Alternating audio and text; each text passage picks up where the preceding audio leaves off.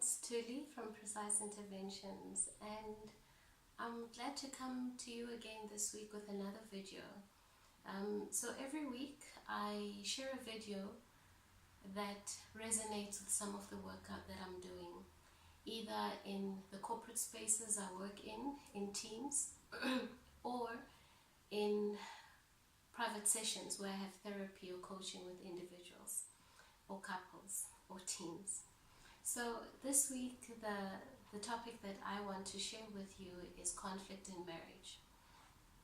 And this is something that has stayed with me for a while because, as you know, for the past few weeks I have been in an event where I've spoken to marriage, and I also do this in my personal practice. And I've had a few friends come to me and just share with me some of the frustrations that they face with the conflict they come across in their marriage. So firstly, I just want to define the space that we're working in, right? We have to be very clear what we're speaking about here. When we're saying conflict in marriage, what exactly is it? Are we speaking about the arguments that we have with each other? Whether it's a severe argument or a very small argument, or are we speaking about periods of conflicting interactions? So marriage conflict is when there has been a series of different events or things that have happened in our relationship, and because we have responded poorly to them, it has led to ongoing cycles of frustration, of arguments, of disengagement even, and maybe even silent treatment. This is what marriage conflict is. So the purpose today is just to share 4 things which I hope will assist you as you consider the level of the conflict in your marriage. However, before I share those 4 things, the first thing I want to say, when you have just been married, there is a period that you go through which is called a transition stage. Moving from courtship or dating to marriage changes the dynamics of the relationship a lot. If you did not get any premarital counseling, or if you are still going to get married, go for it.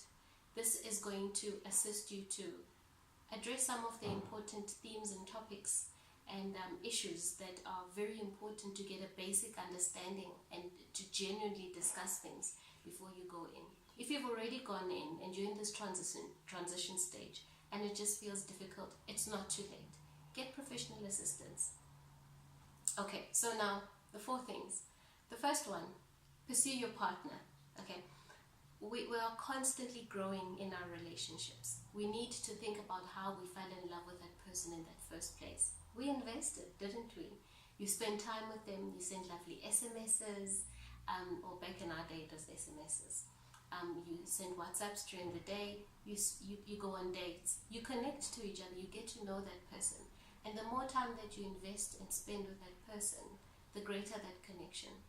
So when you're going through a time of conflict, it's important to take a step back, hang your swords, and spend time where you just genuinely connect with each other.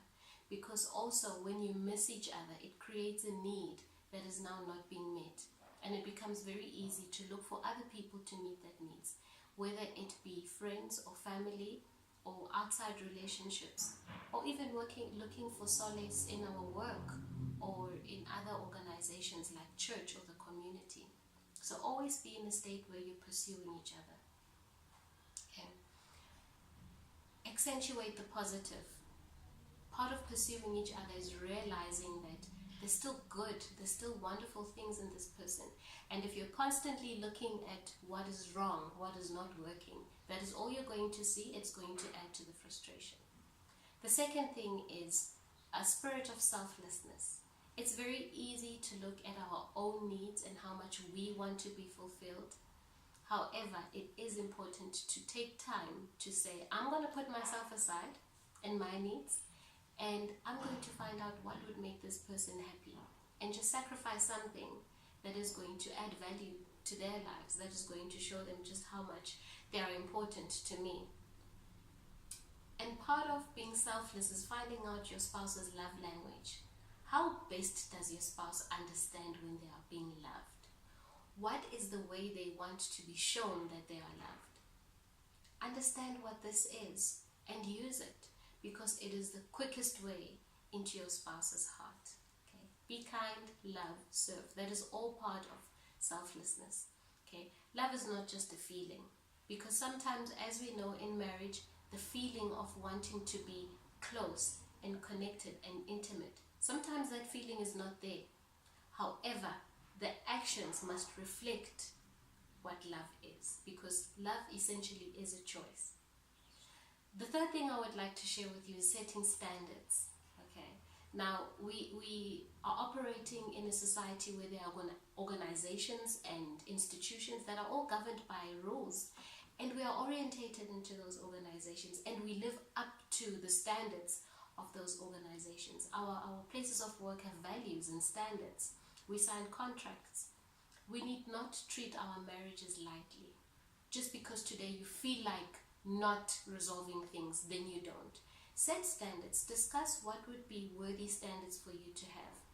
Include not going to bed without speaking. Include not letting a conflict go on for 2-3 days. Have a time frame. Include not sleeping in separate bedrooms, ever. Talk about standards that you want to set for your marriage that will ensure that the environment is always safe, and that you never push boundaries and do things that hurt each other to the extreme. Okay? It is also important when you're setting boundaries or setting standards to understand that you need to make an appointment and schedule appointments to spend time together, to have the time of reconnecting. Because if you're not setting that as a standard, when life gets busy, you're going to neglect each other, which leads to disconnection, which leads to conflict. Okay, and also boundaries. Healthy relationships have boundaries that are respected by both parties. Set boundaries. This is something that is unique to each relationship. Just to share a personal experience, in my marriage, I'm the one who wants to speak and resolve things now. My husband wants some time to process things, to think about it, to understand how he feels, and then he wants to speak about it. So now I will be upset and frustrated in that moment because I want to speak about it now, and I can feel my chest is about to pop because my heart is just beating right in my neck. The fumes, the anger fumes are just, I can feel the heat of the fumes coming from my face, and my glasses will even, start to steam up. And I will just want to speak about things now, but he won't. And we needed to set a boundary to say, okay, what's the compromise? I want to speak now, you want to speak a week later. Okay, both are not practical. Where do we meet each other halfway? Okay, let's take a day or two. We do not let a maximum of 2 days pass without us discussing what this issue is and resolving it. And during that time when we are not discussing it, it doesn't mean that love and respect go out the window. Still address each other with respect, still address each other with kindness, so that love still shows. Okay. The last thing, self-sustenance, self-awareness. Don't lose yourself. Yes, we become one when we are married. We sometimes even adopt each other's cultures, each other's religions. This is a negotiation process that you have to go through. However, it is important that you do not lose the essence of who you are. What do you enjoy? What makes you happy? What are your goals in life? Who do you like socializing with? When you let go of yourself completely and you give yourself to the other person, you will expect them to be responsible for your happiness. This is a huge mistake. You are responsible for your happiness. And that is why you cannot let go of yourself, of your ideals, of your dreams, of the ways in which you have fun and the ways which you find happiness. There has to be a life that you have for yourself outside your spouse. Yes, it has to be a life that is still respectful and reflects the values and the commitments that you have made, but it has to be your own. I do hope this video has been helpful in thinking about how to resolve and understand conflict in marriage. If you want to speak a bit more, just email me. The description has my email address. Let's speak a bit about where you are. Maybe you need some relationship coaching, or maybe you need support. And if your spouse doesn't want to come with you, it is all right. You can come, or you can get assistance and support that will strengthen you to be an asset in your marriage. And that will have a huge impact on your spouse as well. So I hope this was helpful. And if it was, please click the like button, share with your friends, let that information go out there. Okay. Have a lovely week, and I'll see you again next week with my next video. For now, toodaloo.